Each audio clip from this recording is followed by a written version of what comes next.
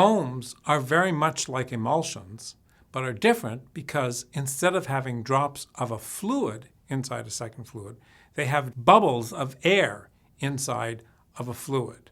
Nevertheless, you can have exactly the same effect. You can have a foam that is solid, you can have a foam that's liquid-like, and it's a way of putting air bubbles inside of a fluid. Of course, one of my favorite foams is the foam that you see on the top of a beer. The beer foam will last for different amounts of time. Guinness would last for a long time, Budweiser for a much shorter time, but still the head on the top of a beer is just a foam. They're bubbles of air inside of the continuous phase, which is the liquid from the beer. Nando also made foam. He made sea foam and carrot foam. In both cases, he essentially mixed in or whisked in air to make bubbles of air inside of the fluid. Another very good example that maybe you're familiar with, I like very much, is the foam on the top of a cappuccino, the milk foam. Milk is something that just as it makes a wonderful emulsion, it can also make an excellent foam. And in order to stabilize the bubbles, to keep the bubbles from coalescing, from joining together, to make them stable, just as you had to have in the case of an emulsion, so too in a foam you need a surfactant. In this case, the surfactant goes to the interface between the continuous phase, which is a liquid, and the air. Another very, very good example is whipped cream, which can become a very thick solid, an elastic solid. So the amazing thing about a foam is that you're mixing a fluid and a gas. A fluid wants to fill a bowl, sit at the bottom of a bowl. A gas wants to expand everywhere. You mix them together and you make bubbles of the gas inside the fluid, and you can end up with something that is a solid. It's just like an emulsion. You get exactly the same effect, and we can understand it in exactly the same way. So foams, you need to put many drops, many bubbles of a gas inside a fluid. You need to have them stabilized by a surfactant, and the result is that you can avoid the drops from destabilizing in exactly the same way that you have with an emulsion. So the drops in a foam can destabilize either by coalescence or by Oswald ripening. Both of them lead to coalescence just as they do with an emulsion. Here, in the case of a foam, the drainage, the fact that you get the creaming of the bubbles going to the top of the foam, is much more severe than in the case of an emulsion, because the density difference between air and any liquid is always much greater than the density difference between two liquids. So the bubbles tend to cream, go to the top, and therefore destabilize in a foam much more easily. In order to stabilize the foam, again, you must use a surfactant. In the case, if you think to what Nando did when he made the sea foam, he added a surfactant. In that case, the surfactant was lecithin.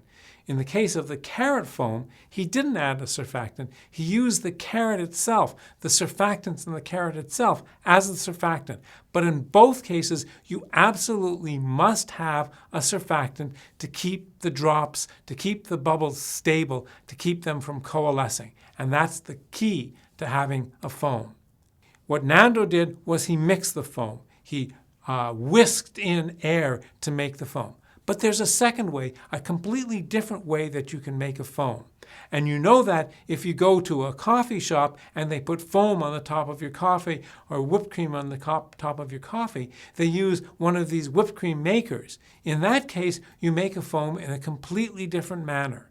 What you do is you take a compressed gas. Typically you use nitrous oxide because nitrous oxide is very soluble in things like milk. You mix the compressed gas with the milk under high pressure.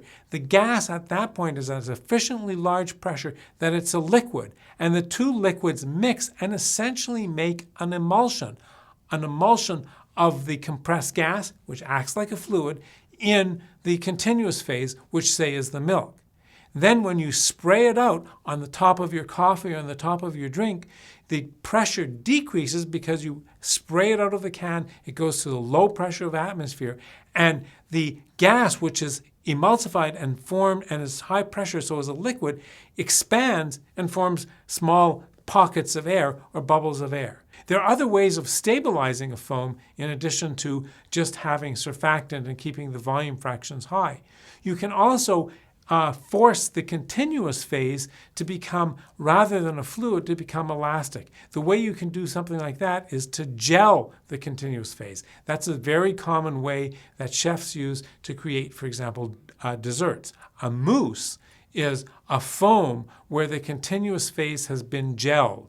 You can add some gelling agent to form it into a gel, or you can freeze it, or you can solidify it, like having something that's a fat and having airdrops in a fat to solidify it just by lowering the temperature. But if you solidify the continuous phase, you can prevent the airdrops from creaming and the foam from breaking.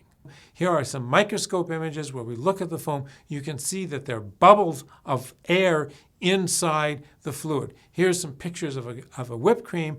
You can see the bubbles of air inside the fluid very nicely in these microscope images. Now, a foam can become elastic, and it has an elasticity that is exactly the same as an emulsion. It's the formula, the description of the elasticity of the foam is exactly the same as an emulsion. It cannot be solid until the bubbles pack at such a high density that they must deform. The equation for the foam becoming elastic is exactly the same as that for the emulsion. It depends on the volume fraction, the difference of the volume fraction from the critical volume fraction, and it depends on the surface tension of the bubbles that are pulling them together and the inverse of the radius. And again, the bubble inside a foam has to have a Laplace pressure. Its pressure must be larger than what you would see if it weren't confined to a bubble. The larger the pressure, the smaller the drop. As you make the bubbles smaller, the Laplace pressure goes up. As you make the bubbles smaller, the elasticity of a foam goes up.